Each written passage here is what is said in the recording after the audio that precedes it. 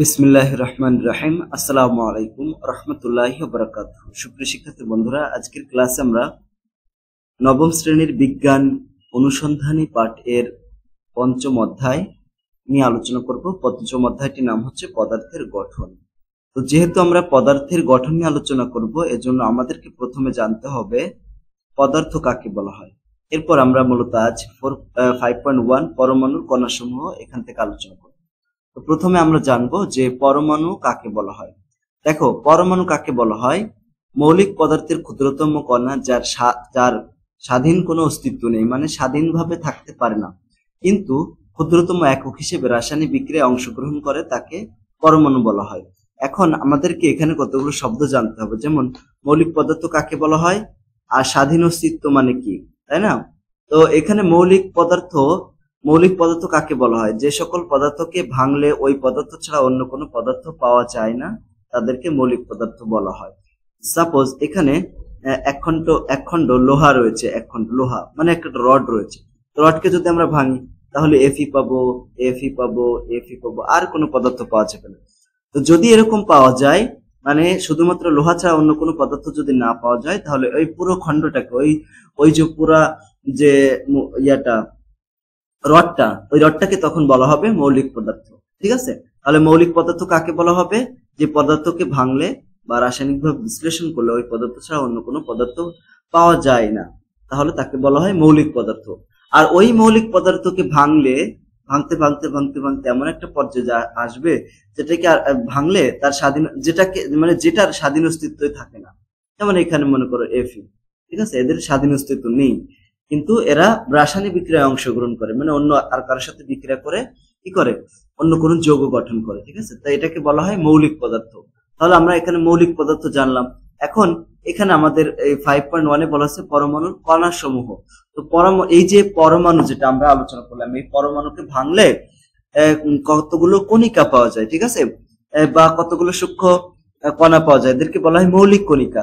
তো মৌলিক কণিকা মূলত তিন রকমের, ঠিক আছে। তা হচ্ছে স্থায়ী মৌলিক কণিকা, অস্থায়ী এবং কম্পোজিট কণিকা। তো এখানে অস্থায়ী এবং কম্পোজিট যে কণিকা সমূহ, এগুলো তোমাদের বইয়ে নাই আলোচনা, তো শুধুমাত্র স্থায়ী কণিকা আছে। তো আমরা মৌলিক কণিকা বলতে ওই স্থায়ী কণিকাগুলোকেই বোঝাবো, ঠিক আছে। তো স্থায়ী এই যে মৌলিক কণিকা মানে কি, যেসব সূক্ষ্ম কণিকা দ্বারা পরমাণু গঠিত, তাদেরকে মৌলিক কণিকা বলা হয়। তো পরমাণু মৌলিক কণিকার যে স্থায়ী মৌলিক কণিকা রয়েছে তিনটা, সেটা হচ্ছে ইলেকট্রন, প্রোটন এবং নিউট্রন। কি ইলেকট্রন, প্রোটন এবং নিউট্রন। দেখো আমি আবার বলি, এই যে মৌলিক পদার্থকে যদি আমরা ভাঙি, এমনি মৌলিক পদার্থের তো স্বাধীন অস্তিত্ব নেই, আর তার ভাঙলে তো আরো স্বাধীন অস্তিত্ব থাকবে না, তাই না? তো এদেরকে ভাঙলে তিন রকমের কণিকা পাওয়া যায়। তার ভিতরে এক রকম হচ্ছে অস্থায়ী কণিকা, তারা স্থায়ী নাম। আর এক রকম হচ্ছে কম্পোজিট, ঠিক আছে। আর এক রকম আছে মৌলিক স্থায়ী কণিকা, স্থায়ী, এই যে স্থায়ী। তো এই যে স্থায়ী মৌলিক কণিকা মূলত তারাই হচ্ছে ইলেকট্রন, প্রোটন এবং নিউট্রন, এদেরকে পাওয়াই যায়, ঠিক আছে। এখন এই ইলেকট্রন, প্রোটন এবং নিউট্রন নিয়ে বিস্তারিতভাবে আলোচনা করব। তার আগে আমরা এই চিত্র থেকে দেখব যে ইলেকট্রন কোথায় থাকে, প্রোটন কোথায় থাকে এবং নিউট্রন কোথায় থাকে। এই যে এটা যদি একটা পরমাণুর ইলেকট্রন বিন্যাস হয়ে থাকে, তাহলে এর কেন্দ্রে এই যে লাল লাল যে প্লাস প্লাস অংশ দেখা যাচ্ছে, এটাকে বলা হয় নিউক্লিয়াস। নিউক্লিয়াসের ভিতরে থাকে প্রোটন এবং নিউট্রন। এই প্রোটন এবং নিউট্রন থাকে কেন্দ্রের ভিতরে। আর বাইরে এই যে মাইনাস যে অংশটা, এটা হচ্ছে ইলেকট্রন। ইলেকট্রন গুলো এরকম ভাবে বাইরে থাকে, ঠিক আছে।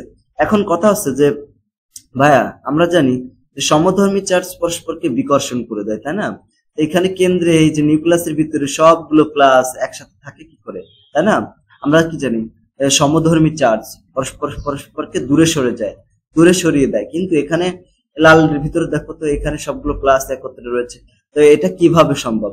তো সেইভাবে সম্ভব যেভাবে, মনে করো একটা বেঞ্চ, মনে করো বসার একটা বেঞ্চ রয়েছে তোমাদের স্কুলে, যে বেঞ্চ, সেই বেঞ্চে তিনজন বসা যায়, ঠিক আছে। এই যে এখন তুমি হচ্ছে এ, আর তোমার একটা বন্ধু যার সাথে তোমার ঝগড়া হয়েছে, সে হচ্ছে বি, ঠিক আছে, যার সাথে ঝগড়া হয়েছে। এখন সাধারণত ঝগড়া হলে আমরা পাশাপাশি বসি না, কথাও বলি না, তাই না? এখন মনে করো তুমি তো তোমার বন্ধুর পাশাপাশি বসবা না। তো এখানে একই বেঞ্চে কখন বসবা? যখন তোমাদের মাঝে অন্য একজন থাকবে যে কিনা নিরপেক্ষ, মানে সে কারোর সাথে কোনো ঝগড়া নাই, ঠিক আছে। মানে বির সাথেও না এর সাথে, তখন যদি মাঝখানে বসে তাহলে দেখো এ রয়েছে অনেক দূরে, তুমি রয়েছে দূরে, বি এ এবং বির মাঝে আরেকজন রয়েছে, তখন হবে। তো সেরকমই এখানে দেখো প্রোটন পরস্পর পরস্পরকে কি করবে, বিকর্ষণ করবে, মানে এই যে প্লাস গুলো পরস্পর পরস্পরকে কি করবে, বিকর্ষণ করে দেবে। কিন্তু এর মাঝে যদি কোন নিউট্রন থাকে তাহলে আর কোনো সমস্যা নেই, ঠিক আছে। এই নিউট্রন কি করে, এদেরকে জোর করে এদের ভিতর আটকে রাখা হয়, আটকে রাখে। এইভাবে সমধর্মী হওয়া সত্ত্বেও প্রোটন গুলো কেন্দ্রের ভিতরে কেন্দ্রীভূত থাকে, এটা একটা প্রশ্ন হতে পারে। এটা তোমরা ভালো করে আয়ত্ত করবা। এখন আমরা ইলেকট্রন, প্রোটন এবং নিউট্রন সম্পর্কে বিস্তারিতভাবে দেখবো আর কি। প্রথমে রয়েছে ইলেকট্রন। তো ঋণাত্মক বা নেগেটিভ চার্জযুক্ত ইলেকট্রন হলো পরমাণুর একটি মূল কণিকা যার চার্জ হচ্ছে এরকম মাইনাস। মাইনাস বলতে এখানে আধানকে বোঝানো হয়েছে, ঠিক আছে। মূলত এর আধান কত, 1.6202 10⁻⁻19 কুলম্ব বলা হয়, কুলম্ব। তার চার্জের যে একক এটাকে কুলম্ব বলা হয়, কারণ বিজ্ঞানী কুলম্ব এটাকে চার্জ আবিষ্কার করেছেন।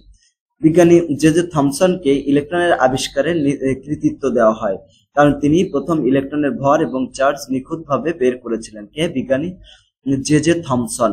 তো বিজ্ঞানী জে জে থমসনেরও একটা পরমাণুর একটা মডেল আছে, তাকে বলা হয় তরমুজ মডেল, ঠিক আছে, বা কিসমিস মডেল। হ্যাঁ, তো এখানে ইলেকট্রনের যে সংজ্ঞানুসারে ইলেকট্রনের ভর আছে 9.1 10⁻⁻19 কুলম্ব, 19 কেজি, সরি 31 কেজি। এখন দেখো 9.1 এতটুকু মনে রাখলেই হবে।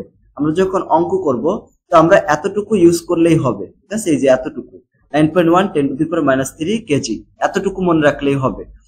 যা একটা প্রোটনের 1837 গুণ চেয়ে কম। তাই নিউট্রন এবং প্রোটনের তুলনায় ইলেকট্রনের আপেক্ষিক ভর বিবেচনা না করলেও কোনো ক্ষতি হয় না। মানে এদের ভর এত কম এত কম এত কম যেদেরকে উপেক্ষা করলেই হয়ে যায়, মানে এদেরকে বাদ দেওয়া যায়। ইলেকট্রনের আপেক্ষিক চার্জ হচ্ছে -1। যদি আমরা সাধারণত আমরা যখন ইলেকট্রনের চার্জ যদি জিজ্ঞেস করে কেউ এই ইলেকট্রনের চার্জ করো, তো সাধারণত আমরা -1 ধরি আপেক্ষিক ভাবে। আপেক্ষিক মানে কি, ওই প্রোটনের সাথে তুলনা করে, ঠিক আছে, প্রোটনের সাথে তুলনা করে ইলেকট্রনের যে চার্জ সেটাকে -1 ধরা হয় এবং এটাকে ই দ্বারা প্রকাশ করা হয়। আশা করি আমরা এখান থেকে বুঝতে পেরেছি। এরপর হচ্ছে প্রোটন। প্রোটন গুলো কোথায় থাকে, কেন্দ্রে থাকে, তাই না। তো এই একটা জিনিস মনে রাখবা তাহলে, এখানে ইলেকট্রনকে কি আবিষ্কার করেছেন, জে জে থমসন। আবার প্রোটনকে কি আবিষ্কার করেছে, দেখো প্রোটনকে আবিষ্কার করেছেন হচ্ছে রাদারফোর্ড। রাদারফোর্ড। এই প্রোটনের চার্জ হচ্ছে দেখো প্রোটনের চার্জ 1.602 10⁻⁻19 কুলম্ব। খেয়াল করো এখানে প্রোটনের চার্জও যা ইলেকট্রনের চার্জও কিন্তু সেম। এই দেখো ইলেকট্রনের চার্জ সেম, তবে এখানে একটা মাইনাস আছে আর এখানে কিন্তু মাইনাস নাই, নেগেটিভ নাই, ঠিক আছে। তাহলে দেখো এই বিষয়গুলো কিন্তু আমাদের মনে রাখতে হবে, মানে রাখতেই হবে। সেগুলো কি, সেগুলো হচ্ছে প্রোটনের চার্জ কি, প্রোটন কি আবিষ্কার করে, প্রোটনের ভর কত, প্রোটনের ভর 1.673। এত কিছু মনে না রেখে আমরা এতটুকু মনে রাখতে পারি, 1.6 × 10⁻27 কেজি। আর ইলেকট্রনের ভর কিন্তু আর 9.1 ছিল, ঠিক আছে, 10⁻31 ছিল। ওকে, মনে রাখতে হবে। হাইড্রোজেন পরমাণু থেকে তার ইলেকট্রনটি অপসারণের মাধ্যমে প্রোটন পাওয়া যায়। আবার প্রোটনের আপেক্ষিক চার্জ কত, +1, আর ইলেকট্রনের চার্জ কত ছিল, -1। আপেক্ষিক ভর +1 ধরা হয়। প্রোটনকে পি দ্বারা প্রকাশ করা হয়, নিউট্রনকে কি দ্বারা, এন দ্বারা প্রকাশ করা হয়। ওকে, ইলেকট্রনকে। এবার আছে নিউট্রন। নিউট্রন 1932 সালে, কিন্তু এখনো কিন্তু 100 বছর হয় নাই, তাই না। এই যে বিজ্ঞানী জেমস চ্যাকুইড এই নিউট্রন আবিষ্কার করে। নিউট্রনের কোনো চার্জ নেই, ঠিক আছে, শুধু হাইড্রোজেন ছাড়া সকল মৌলের পরমাণুতেই নিউট্রন রয়েছে। এখন কথা হচ্ছে কেন হাইড্রোজেন পরমাণুতে নিউট্রন নেই, তোমরা কি বলতে পারবা? অবশ্যই চাইলে কিন্তু বলতে পারো, কারণ আমি একটু আগে আলোচনা করেছি। প্রোটন, এই দেখো নিউক্লিয়াসের ভিতরে কি থাকে, নিউক্লিয়াসের ভিতরে প্রোটন গুলো থাকে, তাই না, প্রোটন গুলো থাকে এরকম ভাবে কেন্দ্রে। তো এরা সমধর্মী চার্জ পরস্পরকে বিকর্ষণ করে দেয়, তাই না। এখন এই যে হাইড্রোজেনের চার্জ সংখ্যা আছে +1, মানে একটা প্লাস আছে। আচ্ছা, এখন আমি তোমাদের একটা উদাহরণ দিয়েছিলাম যে মনে করো এ তোমার বন্ধু ছিল আর বির সাথে তোমার ঝগড়া ছিল। এখন একটা বেঞ্চে তুমি একাই বসতেছো, তাহলে তোমার বন্ধু আর বসতেছে না, তাহলে তার অন্য কাউকে লাগবেই না এখানে, তাই না। বিষয়টা কি বুঝতে পেরেছো? তো এখানে তোমার একজনের সাথে ঝগড়া, তুমি তার সাথে বেঞ্চে বসবে না, কিন্তু সে যদি এখানে নাই আসে তাহলে তো সমস্যা নাই। সেরকম প্রোটনের মানে হাইড্রোজেনের চার্জ সংখ্যা আছে মানে একটা প্রোটন সংখ্যা আছে। তো একটা প্রোটন সংখ্যা হলে এরা তো আর বিকর্ষণ করতেছে না, একজন তো আর কাউকে সাথে বিকর্ষণ করে না, এর জন্য এটাকে বিকর্ষণকে সরানোর জন্য নিউটনের প্রয়োজন নাই। ঠিক আছে, আশা করি তোমরা বুঝতে পেরেছো। তারপর দেখো নিউটনের ভর কত, এই যে নিউটনের ভর এটাই, প্রোটনের ভর যা তাই। এখন এর চার্জ কত, 0 ধরা হয়। ঠিক আছে, আর আপেক্ষিক ভরকে 1 ধরা হয়। নিউটনকে n দ্বারা প্রকাশ করা হয়। এখন আমরা কতগুলো বিষয় সম্পর্কে জানলাম, তাই না? এখন নিউটনের একটা অত্যন্ত বিচিত্র ধর্ম রয়েছে। এটি যখন নিউক্লিয়াসের ভেতরে প্রোটনের সঙ্গে থাকে তখন এটি স্থিতিশীল থাকে, কিন্তু যদি মুক্ত অবস্থায় থাকে তখন এটা অস্থিতিশীল হয়। 10 মিনিটের ভিতরে এটি একটি প্রোটন এবং একটি ইলেকট্রন এবং একটি নিউট্রনকে এই নিউট্রনেতে কি করে বিভাজিত হতে পারে, মানে 10 মিনিটের ভিতরে এটা বিভিন্ন এসে কনভার্ট হতে পারে। এখানে ইলেকট্রন, প্রোটন এবং নিউট্রনের কি করলাম বলতো ধর্ম সম্পর্কে জানলাম। এখন এই যে একটা ছোট্ট টেবিল দেখতে পাচ্ছ, দেখছো শক, এই শকের ভিতরে এই শকটা যদি তোমরা মুখস্থ করো তাহলে এদের বংশধরে মুখস্থ করা হয়ে যাবে তোমার। মানে এতক্ষণ যা আমি পড়লাম একমাত্র এই শকের ভিতরে সবকিছু আছে। যেমন দেখো ইলেকট্রনকে কি দ্বারা প্রকাশ করা হয়, ই দ্বারা। প্রোটনকে কি দ্বারা প্রকাশ করা হয়, পি দ্বারা। নিউট্রনকে কি দ্বারা প্রকাশ করা হয়, এন দ্বারা।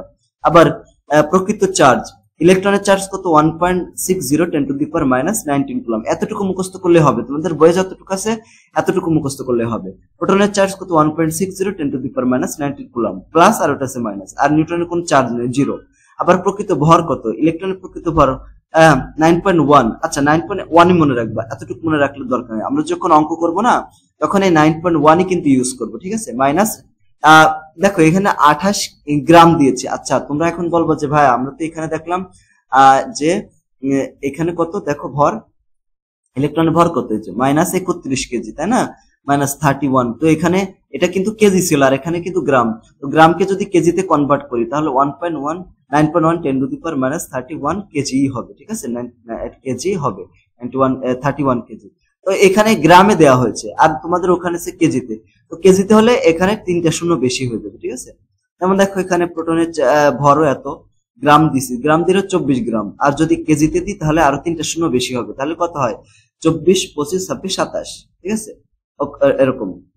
এরপরে এই যে নিউট্রনের চার্জ সেম, -24 গ্রাম, তো কেজিতে নিলে আরো 3টা শূন্য বেশি হবে, 27 হবে। আপেক্ষিক ভরের কথা যদি চিন্তা করি, এখানে -1 আর +1, এখানে 0। আপেক্ষিক ভর 0, 1, 1 ধরা হয়। আশা করি তোমরা একদম ক্লিয়ার, তাই না, কোনো সমস্যা নেই। এখন আমরা এখান থেকে কতগুলো প্রশ্ন জানি, ঠিক আছে, 2-1টা প্রশ্ন জানবো। যেমন প্রথম প্রশ্নটা, পরমাণু কখন আধানগ্রস্ত হয়, মানে আধান প্রাপ্ত হয়, ঠিক আছে, কখন ধনাত্মক বা ঋণাত্মক হয়ে যায়। পরমাণুর নিউক্লিয়াসের ধনাত্মক প্রোটন এবং কক্ষপথে ঘূর্ণমান ইলেকট্রন কি থাকে, সমান থাকে। মানে এই যে আমরা একটা চিত্র দেখলাম না, এই যে চিত্রের ভিতরে কি দেখলাম বলতো, এই যে এখানে একটা চিত্র দেখেছি, এই যে এই চিত্রের কথা বলতেছে। এর কেন্দ্রে থাকে কি বলতো, প্রোটন থাকে, আর এই যে এখানে থাকে কি, ইলেকট্রন, এই যে বাইরে। এখন স্বাভাবিকভাবে এই যে এই কেন্দ্রে যে প্রোটন থাকে, এই প্রোটন আর বাইরে যে ইলেকট্রন থাকে, এই ইলেকট্রন গুলো সমান থাকে। ঠিক আছে, সেটাই এখানে বলা হয়েছে।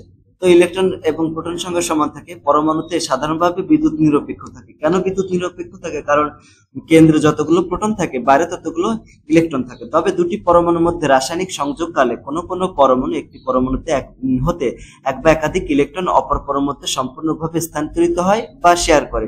ইলেকট্রনের স্থানান্তরের ফলে পরমাণুর মধ্যে প্রোটন এবং ইলেকট্রনের সংখ্যার তারতম্য ঘটে এবং এর ফলে কি হয়, পরমাণুতে আধানগ্রস্ত হয়। আচ্ছা আমরা যদি মনে করে একটা প্লাস থাকে, একটা যদি মাইনাস থাকে, একটা প্লাস এবং একটা মাইনাস থাকলে সেটা আধান নিরপেক্ষ হয়, মানে প্লাসও যা আছে মাইনাসও তা আছে। মনে করো 2টা প্লাস থাকলো, 2টা মাইনাস থাকলো, তাহলে কি নিরপেক্ষ। কিন্তু যদি এরকম হয় কোনো কারণে, এই যে প্রোটন সংখ্যা, এই যে দেখো 2টা আর নিউট্রন সংখ্যা, ইলেকট্রন সংখ্যা 1 হয়ে গেছে, তখন কি হবে, আধান দেখো এখানে ধনাত্মক আধান সংখ্যা কিন্তু বেড়ে গেছে। তো যদি প্লাস বেড়ে যায় তার মানে কি, এটা আধান মানে হয়ে গেছে, ধনাত্মক আধান আহিত হয়ে গেছে, তাই না, দেখছো, এরকম বুঝতে পেরেছো। এটাকে এই যে এই অবস্থায় যদি প্লাস এবং মাইনাস সমান থাকে তখন সেটাকে বলা হয় আধান নিরপেক্ষ। আবার যদি একটা প্লাস আর মনে করো 2টা মাইনাস থাকবে, তখন এটাকে বলা হয় আধানগ্রস্ত হয়ে গেছে। কখন আধানগ্রস্ত হবে, যদি ইলেকট্রন কোনো পরমাণুতে ইলেকট্রনের সংখ্যা বেড়ে যায় অথবা কমে যায়, তখন হচ্ছে এটা আধানগ্রস্ত হয়ে যায়। পরের প্রশ্ন, পরমাণু চার্জ নিরপেক্ষ হয় কেন। ওই যে বললাম চার্জ নিরপেক্ষ হয় কারণ পরমাণুতে প্রোটন যতগুলো প্রোটন থাকে, কেন্দ্রে ততগুলো মানে কেন্দ্রে যতগুলো প্রোটন থাকে ইলেকট্রন সংখ্যা সেম থাকে, এজন্য আধান নিরপেক্ষ থাকে। পরমাণু কেন্দ্রে নিউক্লিয়াস অবস্থিত, এতে প্রোটন এবং নিউট্রন রয়েছে। প্রোটন ধনাত্মক চার্জ যুক্ত, নিউট্রনের চার্জ নিরপেক্ষ, অর্থাৎ কেন্দ্রে নিউক্লিয়াস ধনাত্মক চার্জযুক্ত, অপরদিকে নিউক্লিয়াসের চারদিকে কি থাকে বলতো, নির্দিষ্ট কক্ষপথে ঋণাত্মক চার্জযুক্ত ইলেকট্রন থাকে। প্রোটন এবং ইলেকট্রনের সংখ্যা সমান হলে নিউক্লিয়াসের ধনাত্মক চার্জ এবং বিভিন্ন স্তরে অবস্থানকারী ইলেকট্রনের ঋণাত্মক চার্জ পরস্পরকে প্রশমিত করে, এর জন্য পরমাণু চার্জ নিরপেক্ষ হয়। আশা করি তোমরা বুঝতে পেরেছো। এখন আমি কতগুলো ছোট ছোট প্রশ্ন দিচ্ছি, এক কথায় উত্তর। যেমন ক নং প্রশ্ন, মৌলিক পদার্থের ক্ষুদ্রতম কণাকে কি বলা হয়? পরমাণু। আমরা কিন্তু আলোচনা করেছি পরমাণু কি দিয়ে গঠিত, ইলেকট্রন, প্রোটন এবং নিউট্রন দ্বারা গঠিত, তাই না? পরমাণু স্থায়ী কণিকা কি? আমি কিন্তু একদম আলোচনাতে বলেছিলাম যে পরমাণুতে তিন ধরনের কণিকা থাকে, স্থায়ী কণিকা, অস্থায়ী কণিকা এবং কম্পোজিট কণিকা, তাই না? তো স্থায়ী কণিকার ভিতরে রয়েছে দেখো এরকম ইলেকট্রন, প্রোটন এবং নিউট্রন, তার মানে কয়টা? তিনটা। পরমাণু কেন্দ্রকে কি বলা হয়? নিউক্লিয়াস বলা হয়। পরমাণুর কোন কণিকা নিউক্লিয়াসকে ঘিরে থাকে? ইলেকট্রন থাকে, তাই না? মানে বাইরের শক্তি স্তরে থাকে। পরমাণুতে কেন্দ্রে কোন কণিকা থাকে? প্রোটন এবং নিউট্রন থাকে, এটা কিন্তু আমি বলেছি। পরমাণুর ঋণাত্মক চার্জযুক্ত কণিকাকে কি বলা হয়? ইলেকট্রন বলা হয়। ইলেকট্রনের আধান কত? -1.60 × 10⁻⁹ কুলম্ব। একটি ইলেকট্রনের প্রকৃত ভর কত? এই যে 9.1 × 10⁻⁻28 গ্রাম। দেখছো কেজিতে নিলে কত হতো? 9.11 10⁻কত -31 কেজি, ঠিক আছে? কেজি। আচ্ছা, তো এখানে একটা ওয়ান বললেও হবে। দেখো এইটা অনেকে আবার জিজ্ঞেস করে, আমরা অঙ্ক করার সময় কিন্তু এগুলো করবো। অনেকে আবার বলবে যে ভাই এটা দিচ্ছেন, আমরা তো জানি এইটা আর এটার মধ্যে কোনো পার্থক্য নয়, সেম, এতটুকু ধরলে হবে। মানে পয়েন্টের পরে কোনো সংখ্যা সামান্য কম বেশি করলেও কোনো সমস্যা হয় না। 10 নম্বর প্রশ্ন, পরমাণু কোন মূল কণিকাটি আধান নিরপেক্ষ? সেটা হচ্ছে নিউট্রন। নিউট্রনের কোনো আধান থাকে না। প্রোটনের আপেক্ষিক আধান কত? +1। একটি নিউট্রনের প্রকৃত ভর কত? নিউট্রনের প্রকৃত ভর হচ্ছে 1.6 বললেই হবে, 10⁻24 গ্রাম। যদি আমরা কেজিতে নিয়ে যাই তাহলে কত? 1.6 10⁻27 গ্রাম। তিনটা শূন্য বেশি হবে, সরি এটা কেজি, হ্যাঁ ঠিক আছে। ইলেকট্রনের আপেক্ষিক ভর কত? -1। প্রোটন এবং নিউট্রনের তুলনায় ইলেকট্রনের ভর কত গুণ কম? ইলেকট্রনের ভর হচ্ছে এই যে 1840 গুণ কম। অবশ্যই তোমাদের বইয়ে দেওয়া আছে এটা, বুঝছো? তোমাদের বইয়ে যেটা আছে সেটা পড়বা, যে 1837, তো এখানে তোমরা 1837 পড়বা, ঠিক আছে? এর মধ্যে তেমন কোনো পার্থক্য। ইলেকট্রনের আপেক্ষিক ভর কত? ভর কত? 0। ইলেকট্রনের আপেক্ষিক ভর, একটি ইলেকট্রনের ভর কত? 9.11 10⁻28 গ্রাম। যদি কেজিতে নাও তাহলে কেজি ওই যে 31 কেজি। ইলেকট্রনের প্রকৃত আধান কত? 0। তারপরে পরমাণু ধনাত্মক চার্জযুক্ত কণিকা কোনটি? প্রোটন। প্রোটনের আধান কত? এই যে 1.6 10⁻⁹ হবে, এটা 9 কুলম্ব, ঠিক আছে? 9 কুলম্ব। একটি প্রোটনের প্রকৃত ভর কত? প্রকৃত ভর 1.6 10⁻24 গ্রাম বা 27 গ্রাম কেজি। প্রোটনের আপেক্ষিক ভর কত? প্রোটনের ভর আপেক্ষিক ভর 1। পরমাণুতে প্রোটনের অবস্থান কোথায়? নিউক্লিয়াসে থাকে প্রোটন এবং নিউট্রন। পরমাণু চার্জ নিরপেক্ষ কণিকা কোনটা? সেটা হচ্ছে নিউট্রন। তারপর দেখো এখানে একটি মৌলে পরমাণুতে নিউট্রন নেই, হাইড্রোজেন পরমাণুতে নিউট্রন নেই। কেন নেই? কারণ এখানে শুধুমাত্র একটাই প্রোটন থাকে, ঠিক আছে? এটা কিন্তু মনে রাখবা, কারণ এখানে শুধুমাত্র একটাই প্রোটন থাকে, এর জন্য কোন নিউট্রনের প্রয়োজন হয় না। আধান নিরপেক্ষ কণিকার প্রকৃত ভরকে আধান নিরপেক্ষ কারা হয়? আধান নিরপেক্ষ তো প্রোটন, নিউট্রন। নিউট্রনের ভর কত? নিউট্রনের ভর আছে এত গ্রাম, এটা গ্রাম দিবা, ঠিক আছে? জি দিবা। তারপরে প্রোটনের সংকেত কত? প্রোটন বলতেই হাইড্রোজেনকে বোঝায়, ঠিক আছে? হাইড্রোজেনকে বোঝায়। পরমাণুতে কোন দুটি কণিকার আপেক্ষিক ভর সমান? প্রোটন এবং নিউট্রনের আপেক্ষিক ভর সমান। পরমাণু নিউক্লিয়াসের ইলেকট্রনের অবস্থান কোথায়? কক্ষপথে, মানে নিউক্লিয়াসের বাইরে যে বিভিন্ন কক্ষপথ আছে ওই কক্ষপথে। পরমাণুর প্রোটন সংখ্যাকে কি বলা হয়? পারমাণবিক সংখ্যা বলা হয়। প্রত্যেক পরমাণুর চার্জ কিরকম? পরমাণুর চার্জ সাধারণত নিরপেক্ষ থাকে, কম বেশি হলে তখন আধানগ্রস্ত হয়ে যায়। কোন পরমাণু প্রোটন এবং নিউট্রনের মোট সংখ্যাকে কি বলা হয়? ভর সংখ্যা বলা হয়। সোডিয়ামের ভর কত? 23, ঠিক আছে? সোডিয়ামের প্রোটন সংখ্যা কত? সোডিয়ামের প্রোটন সংখ্যা হচ্ছে 11। ভর সংখ্যাকে কি দিয়ে প্রকাশ করা হয়? এ দ্বারা প্রকাশ করা হয়। আর্গনের পারমাণবিক সংখ্যা কত? 18। এগুলো আমরা পরে জানবো ইনশাআল্লাহ। তো দেখো আমরা আজকে এইটুকু নিয়ে আলোচনা করলাম। ইনশাআল্লাহ পরবর্তী ক্লাসে আমরা 5.2, ঠিক আছে, পরমাণুর মডেল, ইনশাআল্লাহ পরমাণুর মডেল নিয়ে আলোচনা করব।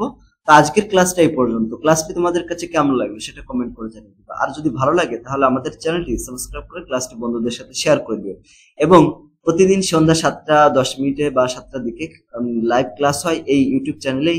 তোমরা লাইভ যে অপশনটা রয়েছে সেখানে আসবা, ইনশাআল্লাহ ক্লাসগুলো উপভোগ করতে পারবে। সকলকে ধন্যবাদ। আসসালামু আলাইকুম ওয়া রাহমাতুল্লাহি ওয়া বারাকাতুহু।